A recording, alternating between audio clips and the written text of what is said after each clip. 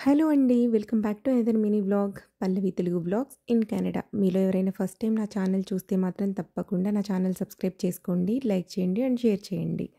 ఇదొక mini vlog అండి. నేను సాటర్డే ఏం కుక్ చేశాను అండ్ నేను సొరకాయ కూర నా స్టైల్‌లో ఎలా చేస్తాను అని ఈ వీడియోలో అయితే మీతో షేర్ చేసుకుంటానండి. ఈ సాటర్డే మార్నింగ్ ఏంటంటే మా బాబైతే స్కూల్ లేదు. ఆల్రెడీ 2 వీక్స్ నుంచి హాలిడేస్ వచ్చాయి. Christmas holidays.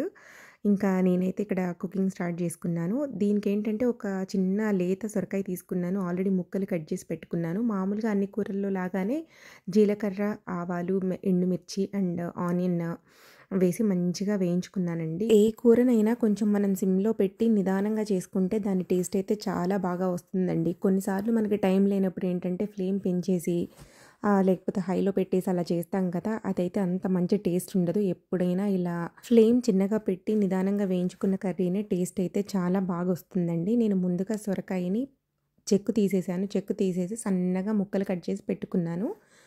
చాలా లేత సొరకాయ అయితే కొంతమంది చెక్కు తీయకుండా కూడా చేసుకుంటారు. నేను ఒక్కొక్కసారి ఏంటంటే ఉడుకుద్ది, ఉడకదు అలా చేస్తేనేమో కుక్కర్‌లో పెట్టాలి. నేను మామూలుగా ఎప్పుడు ఈ కర్రీస్ అన్నీ ఇలా గిన్నెల్లోనే చేస్తాను. లైక్ మూకిడి వీటిలలోనే వండుతాను. అంత త్వరగా అయితే నేను కుక్కర్‌లో పెట్టను. సో, ఇలా చేసుకునేటప్పుడు ఏంటంటే తీసేసి చేసుకుంటే చాలా మంచిగా త్వరగా మెత్తగా అయిపోతుంది కూర అని చెప్పేసి నేను పీలయితే తీసానండి. ఈ సొరకాయ హెల్త్‌కి కూడా చాలా మంచిదండి. నేను వీక్లీ ట్వైస్ అయితే సొరకాయ కానీ, బీరకాయ కానీ ఇలా దోసకాయ ఈ టైప్ వెజిటబుల్స్ అయితే చేస్తాను. వీటిని ఏంటంటే కొంచెం మంచిగా ఓపికగా నిదానంగా చేసుకుంటే వీటి టేస్ట్ అయితే చాలా బాగా వస్తాయి. నేను అలా సొరకాయ ముక్కలు వేసుకున్న తర్వాత నేను కొంచెం పసుపు అండ్ ఉప్పు వేసుకున్నానండి. ఈ ఉప్పు వేయడం వల్ల ఏంటంటే కూరలో మంచిగా వాటర్ ఇదవుతుంది. ఫామ్ అయ్యి ముక్కలు మంచిగా మెత్తగా త్వరగా ఉడకడానికైతే హెల్ప్ అవుతుంది. దానివల్ల నేను ఎప్పుడు కూడా పసుపు, ఉప్పు స్టార్టింగ్‌లోనే వేసేస్తాను. వేసేసి మంచిగా వాటిని కలుపుకొని మూత పెట్టేసి ఒక 10, 15 మినిట్స్ అట్లా ఫస్ట్ వదిలేస్తే ఏంటంటే మనకి మంచిగా కూరలోకైతే చక్కగా నీరైతే ఊరుతుందండి. చూసారా? ఇదొక 5 మినిట్స్‌కి ఎంత మంచిగా ఇదయిందో. ఈలోపు ఏంటంటే కొంచెం కారం కూడా వేసుకున్నాను. కారం వేసేసి మళ్ళీ తిప్పి కలిపేసి పెట్టుకొని మళ్ళీ ఒక 10 మినిట్స్ అయితే వదిలేసాను.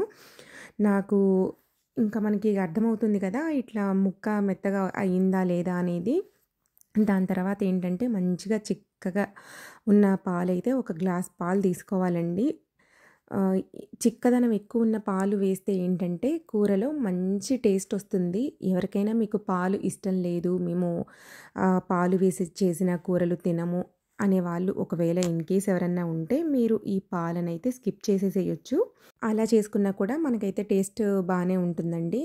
నాకైతే ఇంకా మెత్తగా అయిపోయింది ముక్క అనుకున్నప్పుడు నేను ఒక గ్లాస్ మిల్క్ అయితే మంచిగా చిక్కటి పాలు దీంట్లో యాడ్ చేశాను. మాకిక్కడ ప్యాకెట్ పాలే దొరుకుతాయి. నేను అందులోనే కొంచెం ఎక్కువ పర్సెంటేజ్ ఉన్న పాలు మేము రెగ్యులర్‌గా వాడే మిల్క్ అయితే యాడ్ చేశాను. మనకి ఎంత చిక్కగా ఉన్న పాలు పోస్తే అంత కూర టేస్ట్ అయితే చాలా మంచిగా వస్తుందండి. మా అమ్మమ్మ అయితే ఇలా అన్ని కూరల్లో మాక్సిమం పాలు వేసి చేసేది. అంటే సొరకాయి, పొట్లకాయి, బీరకాయి ఇలాంటి కూరల్లో నేను ఆల్రెడీ మన యూట్యూబ్ ఛానల్‌లో బీరకాయ పాలు వేసి చేసిన కూర ఒక షార్ట్ అయితే అప్లోడ్ చేశానండి. ఎవరికైనా ఇంట్రెస్ట్ ఉంటే అయితే వెళ్ళి చెక్ చేయండి. అండ్ కొత్తగా చూసిన వాళ్ళు ఎవరైనా ఉండుంటే మాత్రం తప్పకుండా మన ఛానల్‌కైతే సబ్స్క్రైబ్ చేసుకోండి. నేను ఆ రోజు సాటర్డే అని చెప్పాను కదా! ఇంకా ఉత్తిపప్పు కూడా చేశాను.